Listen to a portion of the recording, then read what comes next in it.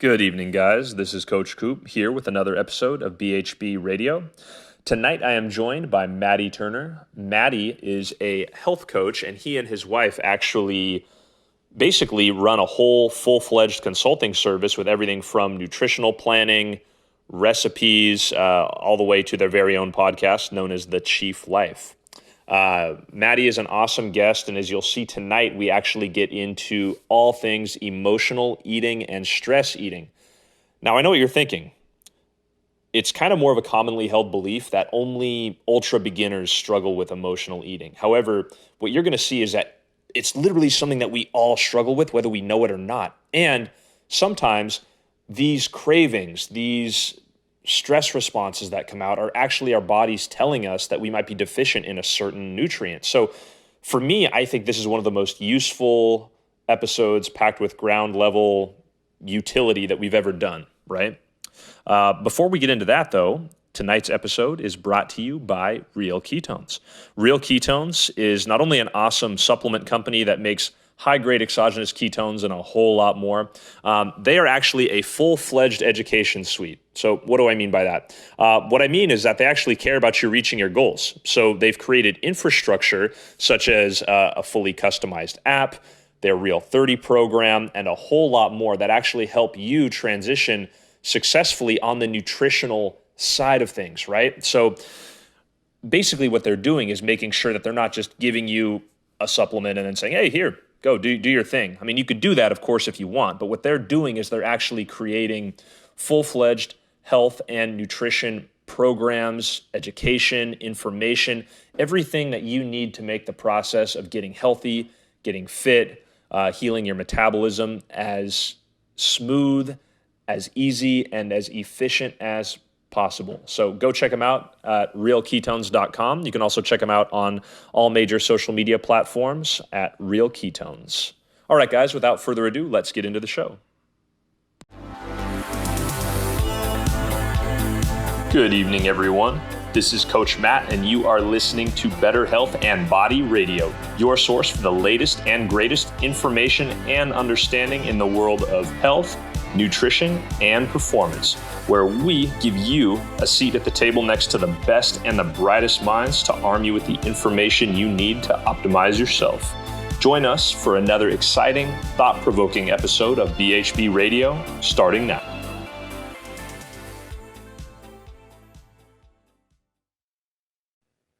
All right, Maddie, thank you so much for coming on today. I appreciate it. Hey, Matt, thanks for having me, man. I'm excited. Yeah, me too. I've followed your work for a while with The Chief Life, and honestly, everybody listening, that's another podcast you guys should check out. Maddie's podcast is awesome. But at any rate, for people who are listening to this show normally and maybe don't know you and aren't familiar with your work, do you mind introducing yourself? Yeah, man, definitely. So I'm an Australian, if you can't tell for the accent, but yeah, so me and my wife were working in gyms ourselves. We were working in CrossFit gyms and kind of she's actually a dietitian. I'm not. So I was always looking for an answer as to what nutrition should look like. And kind of always wanted someone just to do the work for me, but there was just no one really offering that as a sense, like hey, here's a plan as to what you should follow. Just go and do it. And so what we did is we just created pretty much that as a protocol. And it was funny because when we first started our business, we were like boring eaters, meaning that we would just eat kind of the same thing day in, day out, or change it like week to week. And when we started making like personalized meal plans for people, they were like, this is boring. Like there's just not enough variety in it. So it was kind of our first insight to, hey, you need to make things prettier for individuals, but also you need to tailor more to the individual. So talking to them more about what they eat, how often they cook, and figuring that side of things out a bit more and give them more variety based on that. So it was kind of like our first insight to why we need to actually create based on what the individual wants, I think is the best way to put it. So realistically, the transformation of our business has come from people's requests, essentially, where they've said, hey, we've loved what you've done, but do you have this on offer? And essentially we'd just say yes, and then go and create it. And so, yeah, that's kind of we started about 6 years ago, almost to the date. And it's kind of been quite a cool transformation for us, really. Oh, that's awesome, man. That's awesome. I didn't even know all of that. So you guys, I mean, you're a former, people may not know, you're a former competitive athlete, right? Yeah, like I mean, yes, I would say, but to an extent, it's an interesting one. It's one of those situations where I was fortunate enough to be in a gym full of competitive athletes as well, and we got through to CrossFit Games, and so in that sense, yes, I am. I lived the competitive athlete life for a while. Sorry. Yeah, I lived the competitive athlete life for a while where I was training kind of like 3 4 hours a day, really focusing on nutrition and sleep and stuff. And that was while I was kind of full-time coaching myself. I'm not even full-time coaching, but coaching myself, doing PTs myself, and then also running the Chief Life business on the side. And it's interesting. I look back at those times and I really think, how did I ever have time to train 4 hours a day? But it's interesting to see how it's also transitioned and how my fitness has also stayed there with me. Like I really built a good base foundation during those years. And now I'm training less than I ever have before and getting better results than I ever have before. Like I've been matching my PRs, like my all-time PRs of recent, and training an hour a day, if even. So it's pretty interesting to kind of see what building a good foundation, and this goes across all platforms in health and probably all platforms with your life, really, what building a good foundation can do to kind of keep you afloat and keep you succeeding, I think, for the rest of your life, really. Oh, that's awesome, man. Yeah, my fitness is definitely my training has definitely evolved as I've gotten older. I think you learn to train smarter, not just harder. And I Mm, think in a lot of ways, the harder makes up for maybe a lack of understanding, a lack of experience, a lack of more holistic, more complete knowledge. And you're just at an age where your physiology, your body can get away with it, and you get more results just by going harder. And then as you get older, you kind of get a little bit more of a tighter handle on things. yeah, definitely, man. I've got clients I work with kind of one-on-one, and I'll have a constant battle with them as to making sure that they make their rest day a sacred day. Like it is something you really need to put into play. And if you feel that you can't take a rest day, then you shouldn't be training, really, because you're not training hard enough, you're not training smart enough.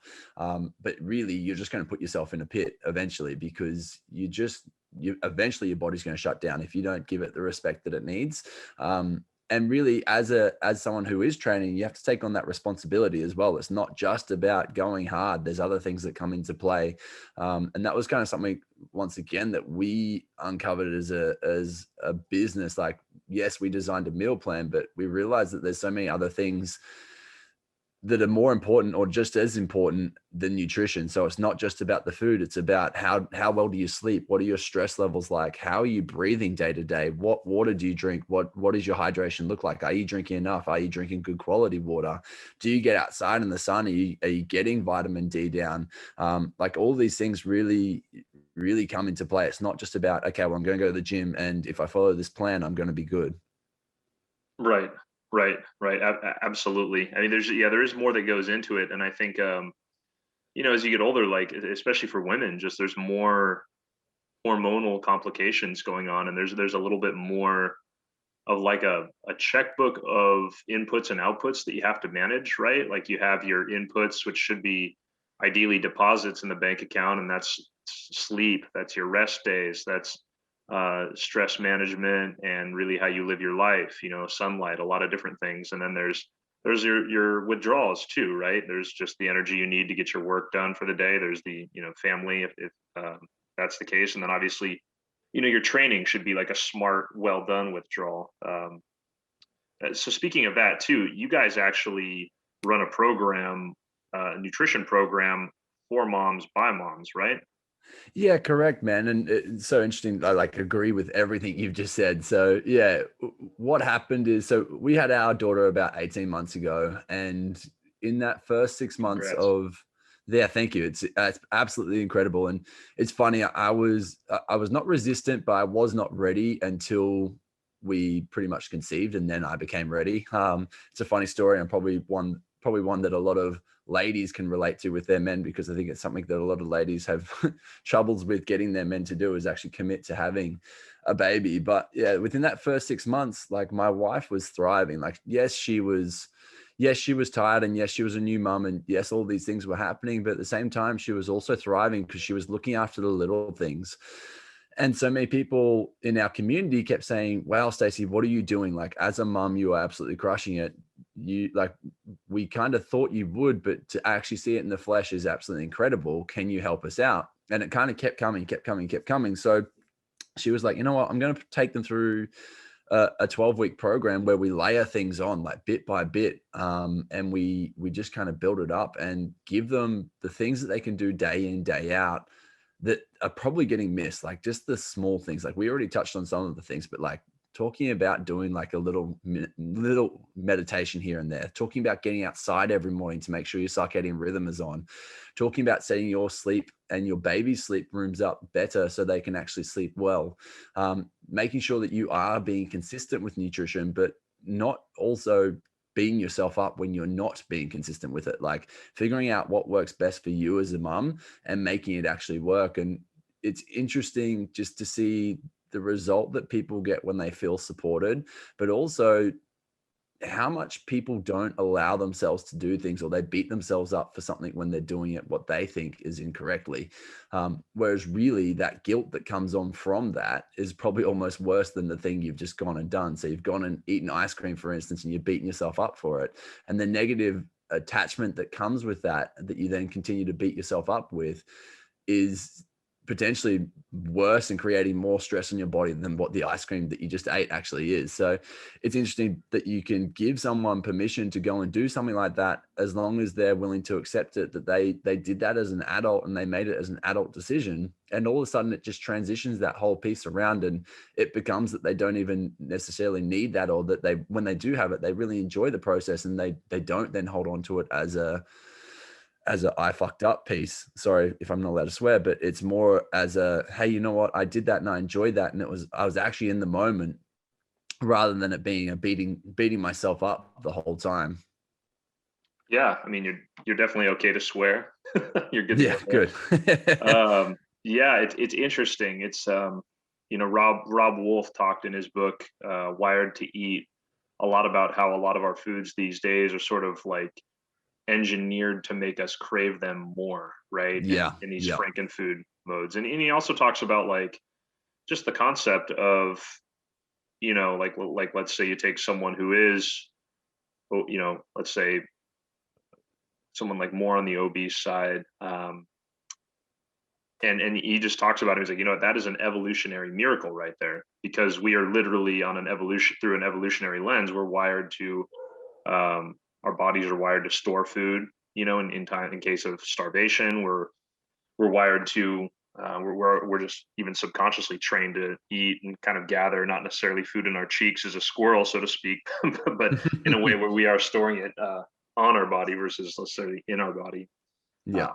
So, you really are working against your programming in some ways, but then you also learn that you're working with it in other ways too. And I think that listening to your body is part of that, right? I've had a Mm. lot of clients where they might be craving, let's say dark chocolate, or they're craving, sugar, they're craving something like that. And it's like, well, that one of the body's stress responses is to crave glucose, is to crave sugar. So, if you are getting a healthy amount of that in your diet from the right kind of energy promoting sources, the question then becomes, okay, what in your life around that are you doing that's stressing you out, right? Mm-hmm.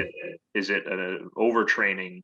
Are you not having enough downtime? And that doesn't just mean like you're in motion all the time. It could mean that you're just stimulated all the time. Do you go from work to training, and then you get home and you're interacting with people, your roommates, your family, and then you're on your phone? Like you just never get any time for that inner nervous system to be still, a system to be still. Yeah, So dude, I love that. The emotional side of things with eating is huge. I think it's really one of the biggest drivers. Like I was a previous binge eater myself, and it's kind of what got me down this route. Like, well, actually, it started when I was young, and I actually had like a racing heart when I was like 8 years old, and they took me to hospital because they're a bit worried by it, and my blood sugar levels are like through the roof, and they said I could keel over and die at any point from a heart attack. So we really had to change some stuff when I was younger, and it kind of started me on this path of understanding that food was fuel a bit more.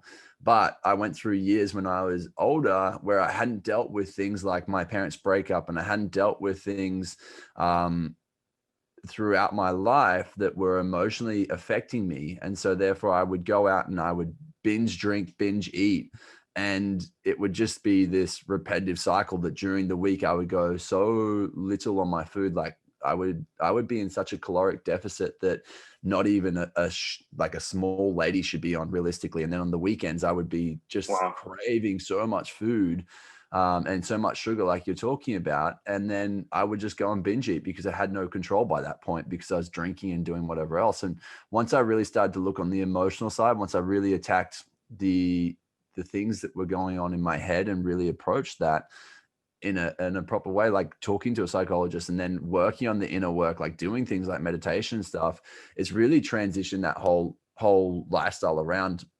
I'm talking about years and years ago that I kind of went through this, and really it's a continuous cycle. You're always having to work on yourself if you want to make sure that you're in better places with your emotions.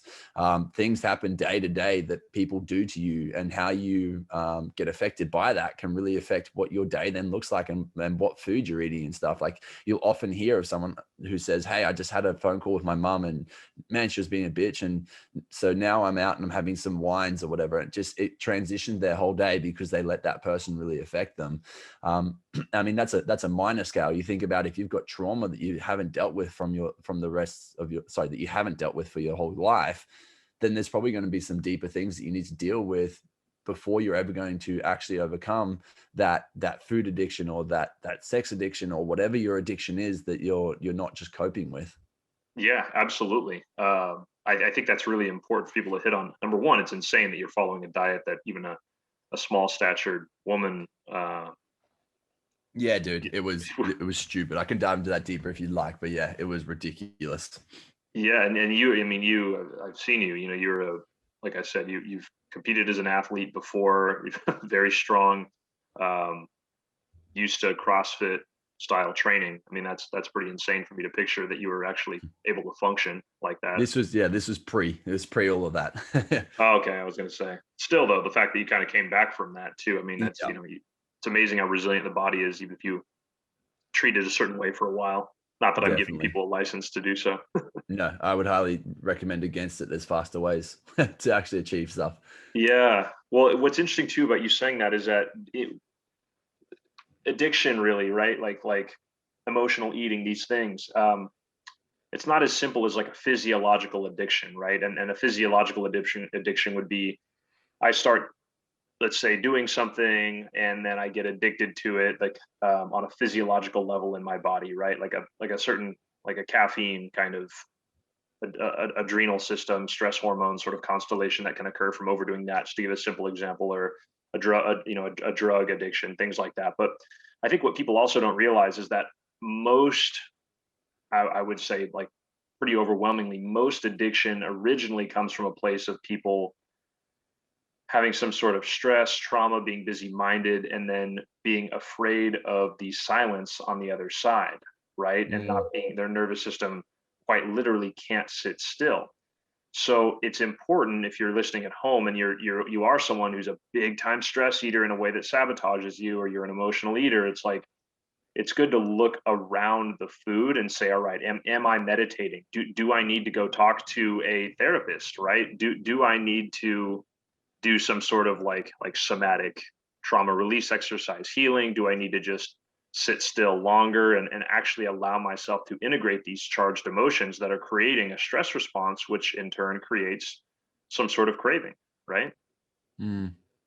Yeah, definitely, man. I think a lot of people hear stuff like that and they straight away think that meditation is not for them, or it's like a meditation is a woo-woo thing. But what I really like to bring to people's mind is that meditation is not just sitting and crossing your legs and chanting om. Like, it's not what it has to be. There's also like mindful pieces that you can do without throughout a day, and they're probably little things that you do, but you just don't appreciate that moment enough, so therefore you don't get the gratitude release from it. So things like walking out in nature and seeing a tree and being like, oh wow, that's actually a really nice tree, and like taking that in for what it is, that's essentially a form of meditation. Driving in your car without the radio on or without music on, and having time to actually sit and think, that's essentially what meditation is. So it's taking more moments like that throughout the day where you're actually giving your chance to either be with your thoughts or quieten your mind to some extent.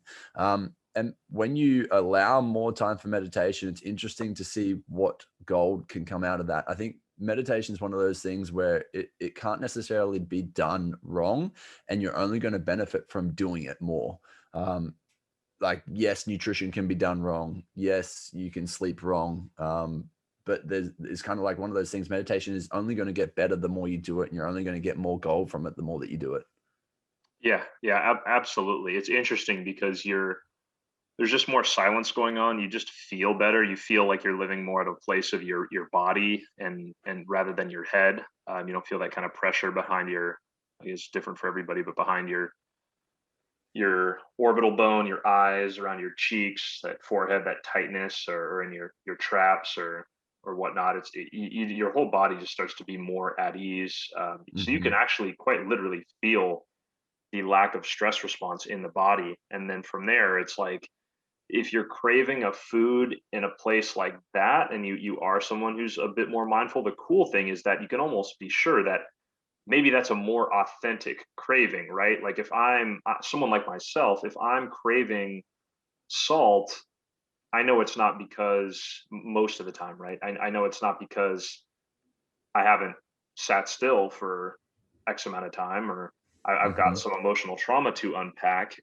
It's more so because like, I'm probably just deficient in sodium, right? Or if I really am craving like a bit of like, fruit or sugar, like, carbohydrates, it's probably because I was doing some strength and conditioning at the gym and I depleted my glycogen reserves and my body's a little bit of a stressed out state, my thyroid and everything. And it's probably just saying, hey, dude, you probably should, we're giving you the check engine light. This is what it is. But I Yeah. think that it's kind of both, right? Like sometimes our cravings are telling us things, but if we're kind of being a you know a little bit of a dolt about how we're living our life around that, those signals can get very much clouded and muddied, and we can have these sort of really strong, overpowering, false kind of check engine lights that are not really accurate. Yeah, man, I agree 100%. Like, your body is incredibly smart and it will always give you signs and symptoms. Like, you're not designed to be a farty person, a gassy person. You're not designed to always be bloated after you eat. You're not designed to not sleep and wake up every like hour of the night. That's just the things that your body is saying, hey, there's something going wrong. You need to deal with this. It's just hard because people see that and they go to maybe just your regular GP or doctor or MD, I think you guys call them more so. And Yeah. it just gets prescribed with pills rather than saying, well, what is the overarching theme here? Like, what is the actual problem, the root cause that's causing this? So you go and take a digestive pill all of a sudden and nothing actually changes, or you're just band-aiding it. And as soon as you don't have that pill, your body just still just goes back to not being able to function. So yeah, it's an interesting thing that people don't take that on as a sign and symptom rather than just saying, you know what, I'll just go to the doctor and they'll fix it for me. Yeah, absolutely. And that's not to say that there aren't genuine reasons to go to the doctor, but a lot of times we have to 100%. remember. Yeah, a lot of times we have to remember, like, um, going to the doctor, allopathic medicine is has its place, but sometimes it's like people are going there to learn preventative health, and really, like in the states at least, we have kind of more of like a naturopath preventative health, like people like you and I's like more of approach, and that's like chronic care. That's like how you keep yourself from needing some of the like more severe aspects of the allopathic care. And then it's more like, okay, if I injured my elbow or my ankle, or I need I need to consult someone about, should I take like low dose naltrexone or aspirin or something like that. It's like then you would want to go to kind of more, maybe go more like the allopathic route. So I think it's like it's knowing that when you need a plumber, you call a plumber. You don't call an electrician. And that doesn't mean the Exactly. electrician's not phenomenal. It's just different, right? Yeah. Because I think there is this kind of, I don't know, in the mainstream, it's sort of, they do, and by and large, like it's the preventative stuff that gets overlooked pretty overwhelmingly. I think in your and I's little silo of a community, sometimes we can kind of forget that, Western medicine, allopathic medicine very much serves its purpose too. Oh yeah, no, I 100% agree. I just also see that unfortunately it gives people a reason to not try anymore as well, because the Yeah. doctor said to do this, so they just go and do that and that's it. And they're just magically going to get healed. Like there's a guy at the gym that I train at who he's overweight and he constantly goes through yo-yoing and dieting. He was an ex-cricket player for Australia. Mm. No, not for Australia, for the Queensland team, so one of our states. And he's a big boy now, and he constantly will sway like 20 kilos. And he went to the doctors the other day, and the doctor said, "You know what, mate? You need to probably stay off the piss, for piss being alcohol. You need to stay off of the alcohol for a month at least." And he's just taken that as, you know what, at the end of the month, I can go back and I can keep binging. So he's working hard to stay off the alcohol, and alcohol is literally like a big part of his life. And I understand that, yes, it can be a cultural thing, but also there is probably some form of trauma or emotional stuff that he has not dealt with that is also causing him to want to drink every single day in the amounts that he does. And so he's taking this month off of alcohol, but at the same time, he's looking at it as, after this 30 days, I can't wait to have another beer. And to me, it's kind of alarm bells, because one, the doctor's already noted that you're drinking too much and that your liver's not functioning well. And two, the fact that you think it's just a quick 30-day detox and then you're done. It's like, okay, you still have not learnt. You're just using this Band-Aid that the doctor's kind of giving you, and that's it. Right, right. Yeah, I'm with you, man. And it's funny hearing you say that. I've talked with, or I've read research from Dr. Ben House, who's got some good things to say. I'm really like Dr. Pat Davidson, Dr. Mike T. Nelson, who we had on here, was awesome. There's this sort of idea that like the human mind and our sort of like reward and reward deficiency and dopaminergic, basically like our pleasure seeking and exploratory parts of our brain, our achievement based parts of our brain. There's a lot of interplay there. And so what that guy in particular probably is going through is, he's putting some abstract goal off on the horizon, like, all right, if I can just get these through these 30 days, it's, then I can go back to doing what I was doing before, almost like an oil change on the car, where it's like you're going to change the oil regardless, right? And your car drives fine in between, but your body's not like that. You don't just hit the reset button after 30 days and then can kind of go back to doing whatever. I mean, it's great that as like a benchmark, but like you said, there's more to it than that. And I think also it's important. I think if today is sort of turned into like a how to manage the emotional side of eating episode, it's Mm, like it is important to give yourself some sort of reward off on the horizon, but it can be a little bit more like, so we can work with that, to help people adhere to their stuff, but it should be a little bit more structured, right? So like maybe you're eating just in general, ideally healthier most of the time, and then like let's say once a week or once every 10 days or whatever it is, you engage in some type of like a refeed meal or refeed day or cheat days, but there's ways to do it without going totally off track, right? Like you might not eat wheat or gluten, still stay away from like artificial sweeteners. You might stay away from like the vegetable oils, like a canola, soy, like the as we call them, polyunsaturated fatty acids. And your refeed day might just look like, instead of doing, I don't know, like a fast food and pizza and stuff like that, it might be more like, all right, I'm just going to eat maybe like a, all you can eat sushi or a bunch of chicken tikka masala or, some like a big burrito bowl or something like that, right? And that's sort of like a difference where you can kind of more regularly, like, quote unquote, cheat clean, mhm. without going fully off the rails, and you can do things to time it up, like, all right, well, maybe the day of and the day after, a day or two like that, I'm going to make sure I get a strength training workout in, and that way you're using up that extra glycogen, that extra stored carbohydrate that you otherwise your body wouldn't necessarily know what to do with. And so that way you're like instead of trying to pretend like it doesn't exist, like some coaches do, and sort of ignore the whole reward pleasure seeking um, reset side of this equation, we can kind of just program it in there and then teach people how to do it in a way where they're going to have less dangerous, less deleterious kickback from it. Yeah, definitely. I love that, like talking about parameters, right? Like we're talking about putting some things in play, like, hey, you go out and you go wild, you go and fill that void essentially, and enjoy yourself while you're doing it. But make sure that you're not doing this, this, and this, because these are the things that are going to be the most damaging to you. And I think for some people, yes, it's going to be individual, based on what you've found out with the foods you're intolerant to. But there are some big markers as to the ones that you touched on, like the things that we should probably be avoiding 100% of the time if you can be. And so I think that's a huge one. The other thing is, like you said, is working out what you're doing around it. Like so many people will have a treat cheat day or whatever you want to call it, refeed. I think that's probably the best way to look at it.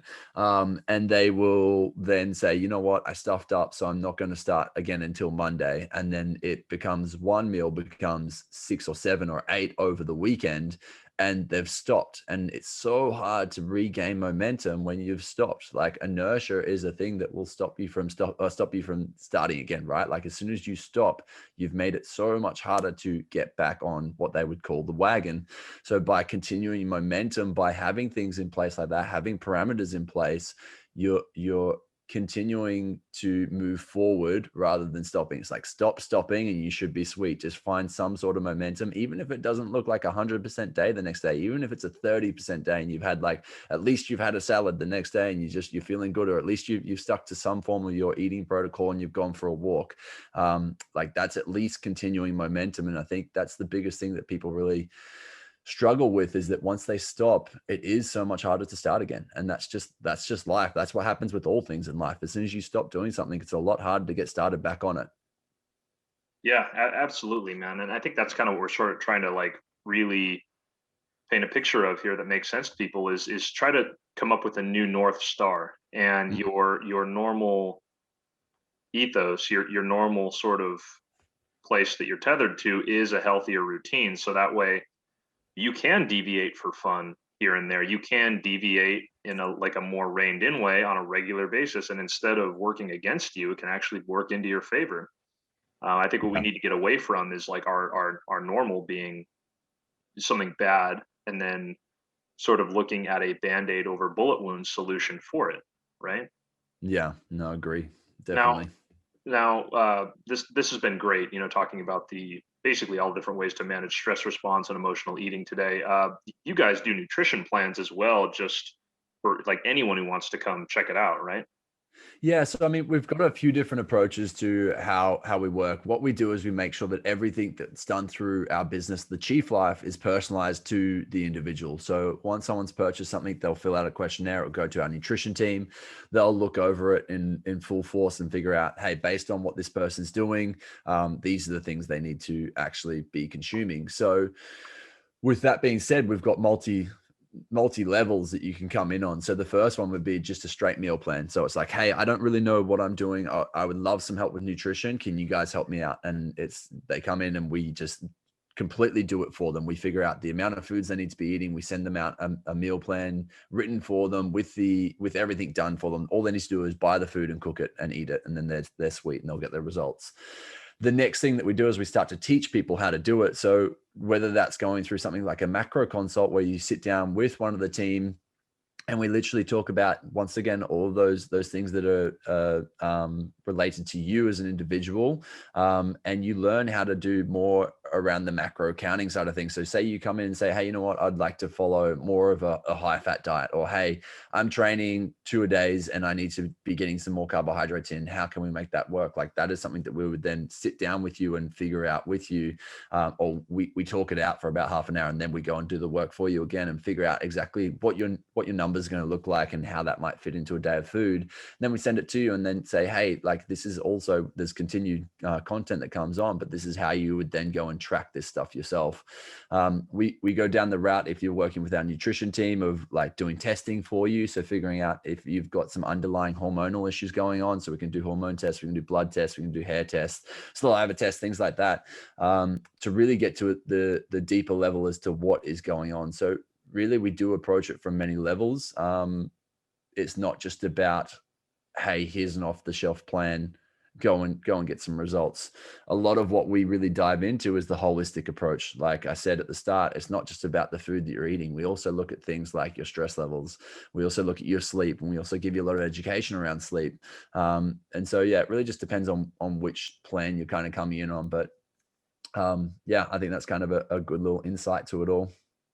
Yeah, absolutely. And just because I know we have like some of our listeners might not know what that means. When he says macro, he's talking about getting an assortment of carbs, protein, and fat laid out for you to follow, and you know, getting your ratio dialed in first, and the customization, the personalization aspect as well. Because if one other thing too is, if you guys are pulling away anything from today, it's that we all have biochemical individuality, as in we all are unique, from our schedules to our goals to how we train to our genetics and beyond.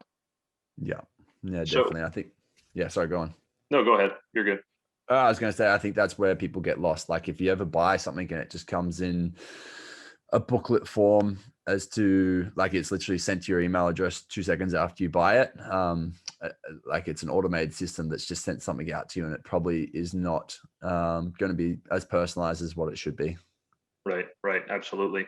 Well, hey, I want to be respectful of your time. You have given us a lot of good stuff to think about, and in a really practical way today. If people want to work with you for nutrition programming, if people are interested in checking out the By Moms for Mom program, checking out your podcast as well, The Chief Life, where can they do that? Man, the best place is just our website, www.thechieflife.com. That will kind of point you in all the directions. We're also on all platforms like social media, apart from Twitter. Twitter's not really a thing over here in Australia. Like it took off a little bit for some people, but it's just not, it never really kind of grasped over here. So we're on other platforms, but not Twitter. And it's all just at The Chief Life. Yeah. Yeah, you're not missing much. In some ways, Twitter is like the best, because like you can get like the most liminal independent news sources there in a lot of ways, but it's also like, with only so many characters to say it or less, it's sort of like the news, current event, politics way for people just to like almost like argue in like forums, but in like just in public basically. And then there's that whole social dilemma thing where it only shows you, unless you proactively seek out different sources of information, it like algorithmically only kind of reinforces your own confirmation biases. So you're not missing like they much. all do. Yeah, definitely. Yeah. All right. Well, hey, it's been awesome, everyone. I hope you guys pulled something from this episode. I know I have. And Maddie, thank you once again for coming on. I appreciate it. Maybe we can have you on in the future sometime. Yeah, I'd love that, Matt. Thanks heaps, man. You bet. All right, everybody. Thank you for tuning in. This has been another awesome, information-packed episode of BHB Radio. I'll see you next time. Tonight's show was brought to you by Real Ketones. Real Ketones is a nutritional supplement company that specializes in exogenous ketones. In fact, they were actually the pioneers of bringing exogenous ketones to market. So be sure to check out their products. That's what I use personally. That's what I recommend to my clients. For me, it's a great way to get energy without feeling heady and jittery on just kind of a simple everyday level. It's also something that I've used to create high-level outcomes in people undergoing body transformations, athletes, and a whole lot more. So be sure to check them out. Give them a try at realketones.com.